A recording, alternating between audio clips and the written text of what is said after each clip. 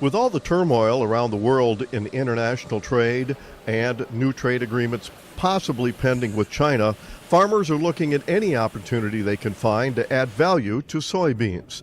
John Bays, international ag consultant, talks about those options. We're up against Brazil and Argentina that are continuing to expand area. They've got low-cost land.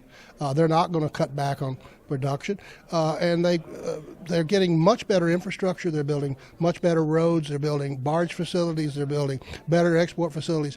Simply put, they're going to be able to deliver a product to the world market at a less cost than we can.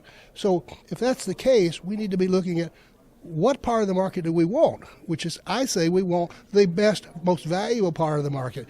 Scott Sinner, SB&B Foods, says farmers are looking at options such as food-grade soybeans. Says there's a lot of interest right now. With some of the things going on in the world when it comes to trade and things like that for soybeans, I mean, ultimately, if you don't have to rely on China or some of these other buyers where we're having some trade issues, why not do it? I mean, if we can develop markets and we can pay you more to raise the same beans that you're raising, or beans that are going to perform just as well on your farm and you're going to get paid more, why not do it? We ought to stress our sustainability. We're growing our soybeans in the U.S. very sustainably. To me, we ought to be stressing that, going over to the high-value markets, and let those low-cost competitors fight over those parts of the market that we don't really want.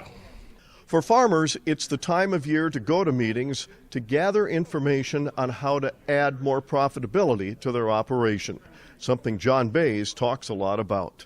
This is Lynn Ketelsen reporting.